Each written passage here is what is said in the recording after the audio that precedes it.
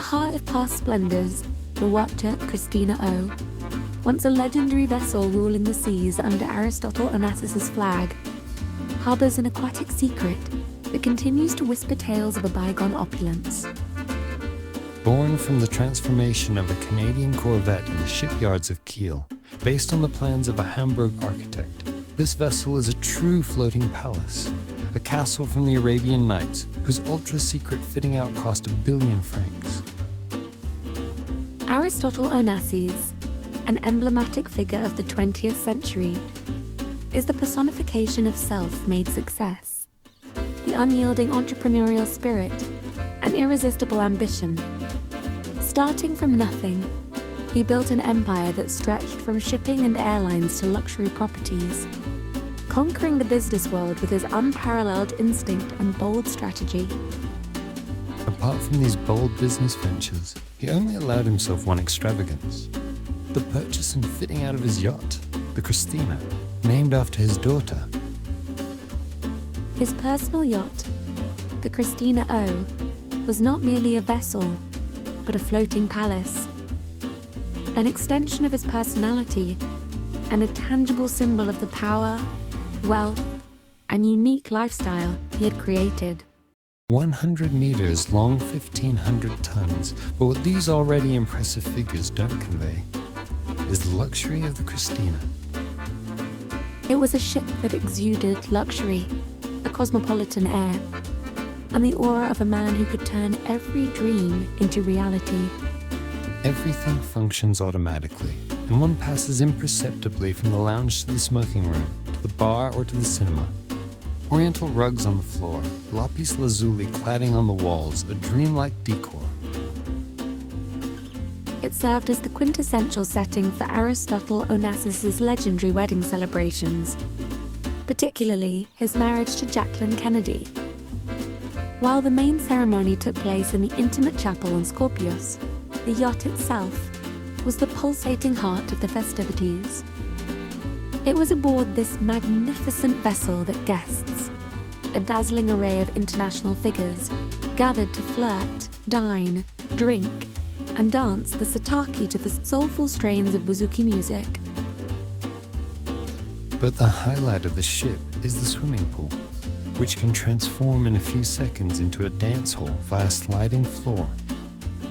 A historic floor, that of the former sporting divert of Monte Carlo, which Onassis, the new master of the principality, had disassembled and reassembled there. The yacht, with its unique pool transforming into a dance floor, became the vibrant stage for an opulent party. With a simple press, the bottom, like a rising stage curtain, slowly emerged from the water, transforming the liquid mirror into an immaculate dance floor. It wasn't just a place for refreshing dips under the ardent Aegean sun. Rather, it was the privileged stage where the dramas and joys of a global elite played out, a faithful mirror of its creator's immense ambitions. Every splash then echoed with the distant sounds of laughter and confidence, from Churchill to Calais, from Kennedy to Monroe.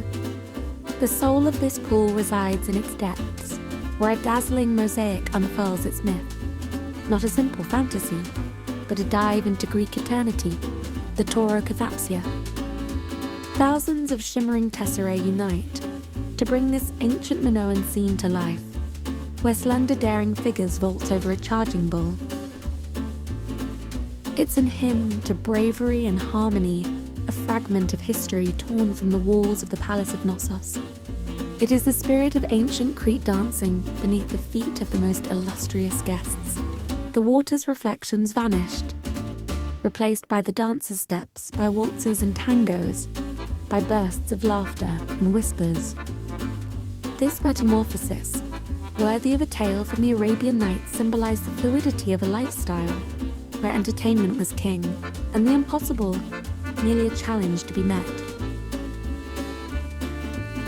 The tesserae, patiently assembled, silently recount the glorious hours, whether under the salty swirls of swimming or the scuff of dancing shoes they have endured through time, defying erosion and oblivion. Their luster, lovingly restored, continues to defy time, proving the resilience of art in the face of passing days.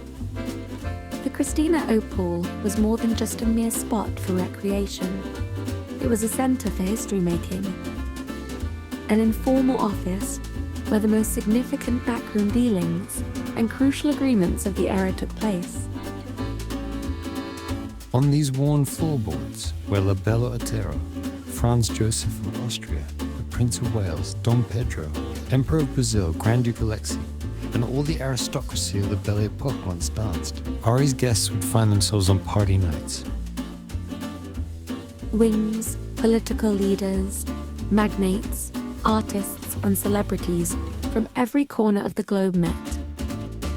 Within this atmosphere of relaxation and discreet luxury, Onassis closed multi-million-dollar deals, negotiated with rivals and allies. He laid the foundations for his next business moves, often with a drink in hand and the sea as a backdrop. The pool thus became the canvas upon which plans for the global economy and politics were drawn, far from formal boardrooms, with the whispers of negotiations lost in the sound of the waves. More than mere luxury, it is the beating heart of a maritime legend, an ode to the vision of a man who dared to transform a warship into a floating palace. It embodies the very essence of a bygone era where dreams and reality merged on the waves, leaving behind a timeless legacy that continues to fascinate and inspire.